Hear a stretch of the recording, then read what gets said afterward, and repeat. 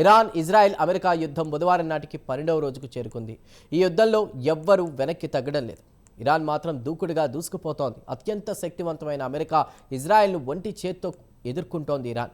ఇక ఇజ్రాయెల్కు మద్దతు ఇచ్చేటువంటి లెబనాన్కు చెందినటువంటి హెజ్బొల్లా మిలిటెంట్లు కూడా అడపాదడపా ఇజ్రాయెల్పై దాడులు చేస్తూ తమ ఉనికిని కాపాడుకుంటున్నారు. తాజాగా ఆశ్చర్యం కలిగించేటువంటి అంశం ఏంటంటే, హెజ్బొల్లా మిలిటెంట్లు బీరూట్ నుంచి టెల్ అవీవ్పై వేసిన మిజైల్స్ను ఇజ్రాయెల్కు చెందిన ప్రతిష్టాత్మకమైన ఐరన్ డోమ్ అడ్డుకోకపోవడమే. దీంతో హెజ్బొల్లా మిలిటెంట్లు మరింత రెచ్చిపోయి ఇజ్రాయెల్పై దాడుల జోరును పెంచడం జరిగింది. ఇక ఇజ్రాయెల్ కూడా ఐరన్ డోమ్ శత్రు దేశాల నుంచి వచ్చే రాకెట్లను అడ్డుకోలేకపోయిందని అంగీకరించింది. ఆ వివరాలేంటో ఇప్పుడు చూద్దాం.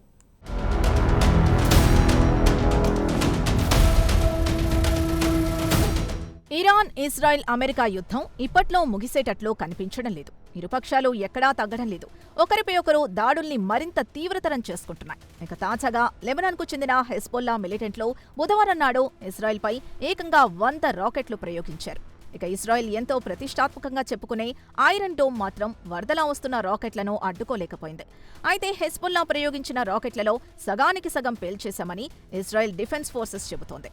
అయితే అంతకుముందు ఇజ్రాయెల్కి చెందిన ఐడిఎఫ్ లెబనాన్లో ఇక వైమానిక దాడుల్ని స్వస్తి చెప్పి గ్రౌండ్ ఆపరేషన్ మొదలు పెట్టాలనుకునే సమయంలోనే బీరూట్ నుంచి హెజ్బొల్లా మిలిటెంట్లు భారీ మొత్తంలో ఇజ్రాయెల్పై రాకెట్లు ప్రయోగించారు.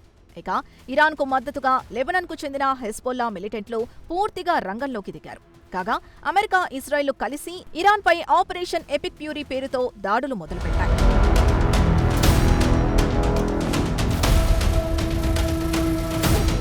ఇజ్రాయెల్కు చెందిన ఐరన్ డోమ్ శత్రు దేశాల నుంచి వస్తున్న మిసైల్స్ ని అడ్డుకట్ట వేయలేకపోవడంతో ఇజ్రాయెల్ మిలిటరీ కూడా షాక్కి గురైంది. ఇజ్రాయెల్ పౌరులకు కీడు తలపెట్టాలని చూస్తే మాత్రం తాము ఎట్టి పరిస్థితుల్లో సహించేది లేదని ఇజ్రాయెల్ డిఫెన్స్ ఫోర్సెస్ అధికార ప్రతినిధి హెజ్బొల్లాను హెచ్చరించారు. లెబనాన్ నుంచి వస్తున్న మిసైల్స్ ని ఇజ్రాయెల్ ఎయిర్ డిఫెన్స్ సిస్టమ్ అడ్డుకోకపోవడంతో ఇజ్రాయెల్ మిలిటరీ ఎక్కడ లోపం జరిగిందో పరీక్షిస్తోంది. హెజ్బొల్లా ప్రయోగించిన రాకెట్ ని కూడా ఐరన్ డోమ్ నుంచి తీయలేదని, అయితే ఎంత డ్యామేజ్ జరిగిందో ఇప్పటివరకు స్పష్టత లేదని ఇజ్రాయెల్ రక్షణ రంగానికి చెందిన అధికార ప్రతినిధి చెప్పారు. లెబనాన్లో గ్రౌండ్ ఆపరేషన్ ప్రారంభించాలని అనుకున్న సమయంలో ఈ దాడులు జరిగాయి. అయితే దీనికి ప్రతీకారంగా ఇజ్రాయెల్ లెబనాన్లో హెజ్బొల్లా స్థావరాలపై దాడులు చేస్తుందని ఐడిఎఫ్ ఒక ప్రకటనలో హెచ్చరించింది.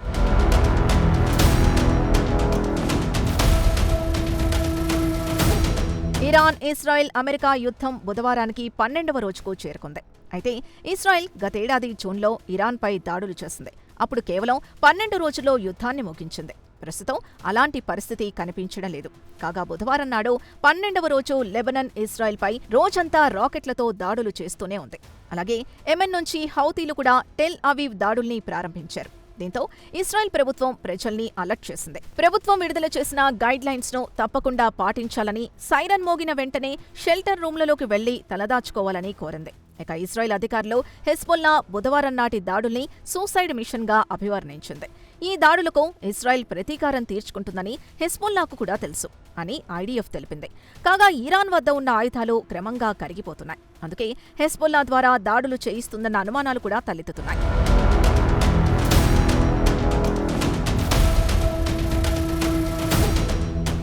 ఈ యుద్ధంలో యెమెన్కు చెందిన హౌతీలు పెద్దగా రాకెట్లు ప్రయోగించలేదు. దీంతో ఇజ్రాయెల్ సైనికులకు పలు అనుమానాలు తలెత్తుతున్నాయి. తమ ప్రాక్సీ అయిన హెజ్బొల్లాను, హౌతీలను అనవసరంగా ఆయుధాలు వృధా చేయవద్దని ఇరాన్ కోరుండవచ్చు. ఇరాన్ వద్ద ఆయుధాలు కొరత ఏర్పడినప్పుడు యెమెన్ నుంచి దాడులు ప్రారంభించాలనేది ఇరాన్ ఆలోచనగా కనిపిస్తోందని ఇజ్రాయెల్కు చెందిన ఐడిఎఫ్ భావిస్తోంది. ఫిబ్రవరి 28 నుంచి ఇరాన్ ఇటు ఇజ్రాయెల్తో పాటు గల్ఫ్ దేశాల్లో కనీసం 10 స్థావరాలపై దాడులు చేసింది. అయితే ఈ దాడుల్లో హౌతీలను ఉద్దేశపూర్వకంగా దూరంగా ఉంచిందన్న టాక్ వినిపిస్తోంది. అయితే హౌతీలు ఇప్పటివరకు ప్రత్యక్షంగా యుద్ధంలో పాల్గొనలేదు. అయితే హౌతీలు అధికారిక మెసేజ్లలో తమ ఫింగర్ ట్రిగ్గర్ మీద ఉందని, అవసరమైనప్పుడు ట్రిగ్గర్ నొక్కుతామని చెప్పిన విషయం తెలిసిందే. అయితే ఇరాన్, హెజ్బొల్లాలకు కలిసి సంయుక్తంగా దాడులు చేయడానికి పక్కాగా ప్లాన్ చేసుంటారని ఇజ్రాయెల్ డిఫెన్స్ రంగానికి చెందిన నిపుణులు అభిప్రాయపడుతున్నారు.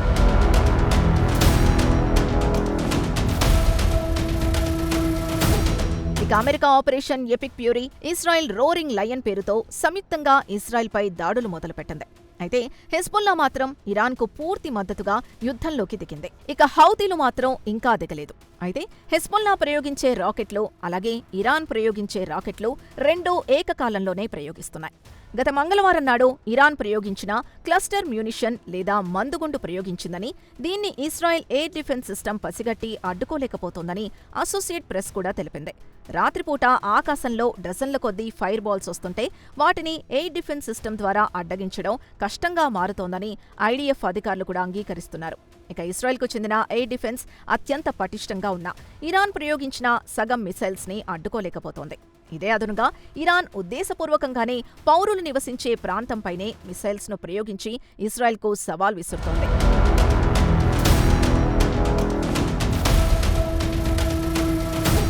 వాస్తవానికి ప్రస్తుతం ఇరాన్ ప్రయోగిస్తున్న క్లస్టర్ మ్యునిషన్స్ 2008లోనే సుమారు 120 కంటే ఎక్కువ దేశాలు నిషేధించాయి. ఈ ఆయుధాలు పౌరులు నివసించే ప్రాంతంలో పడితే పెను ప్రమాదం కాబట్టి క్లస్టర్ మ్యునిషన్స్ ను నిషేధించాయి.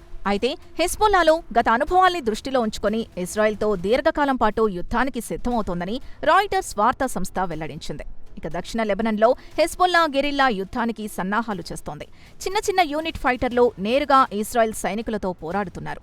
ఇక వారు ఎలాంటి కమ్యూనికేషన్ వ్యవస్థను వాడరు. కమ్యూనికేషన్ సిస్టమ్ని వాడితే తేలిగ్గా ఇజ్రాయెల్కు చిక్కుతామని, వాటికి దూరంగా ఉండాలని నిర్ణయించారు. గతంలో పేజర్ బాంబులు పేలి వేలాది మంది గాయపడ్డ అనుభవాన్ని దృష్టిలో ఉంచుకొని కమ్యూనికేషన్స్కు దూరంగా ఉండాలని హెజ్బొల్లా నిర్ణయించింది.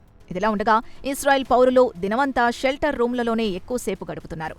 హెజ్బొల్లాతో పాటు ఇరాన్లో ఉద్దేశపూర్వకంగానే పౌరుల నివాసాలపై దాడులు చేయడంతో ఇక విధిలేని పరిస్థితుల్లో షెల్టర్ రూమ్లలో తలదాచుకోవాల్సి వస్తోంది.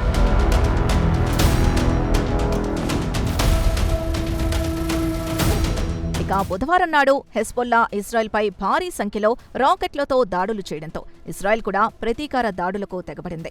బుధవారం రాత్రి నుంచి బీరూట్ దక్షిణ శివార్లలో ఆకాశం నుంచి నిప్పుల వర్షం కురిపించింది. ఇజ్రాయెల్ దాడుల్లో సుమారు 600 మంది ప్రాణాలు కోల్పోతే దాదాపు 8 లక్షల మంది నిరాశ్రయులయ్యారని లెబనీస్ అధికారులు చెప్పారు. గురువారం తెల్లవారుజాము వరకు ఇజ్రాయెల్ దాడుల పరంపరను కొనసాగించింది. లెబనన్ హెల్త్ మినిస్ట్రీ ఒక ప్రకటనలో కనీసం 8 మంది పౌరులు ప్రాణాలు కోల్పోయి ఉంటారని తెలిపింది. బీరూట్ ఆకాశంలో దట్టమైన నల్లటి పొగ కనిపించిందని రాయిటర్స్ వార్తా సంస్థ కూడా తెలిపింది. కాగా నిర్వాసితులకు షెల్టర్ హోంలను ఏర్పాటు చేయడానికి లెబనన్ ప్రభుత్వం తీవ్ర ఇబ్బందులు పడుతోంది. ఇక షెల్టర్ హోంలలో స్నానాల గదులతో పాటు టాయిలెట్లు తక్కువగా ఉండడంతో నిర్వాసితులు తీవ్ర ఇబ్బందులు పడుతున్నారు.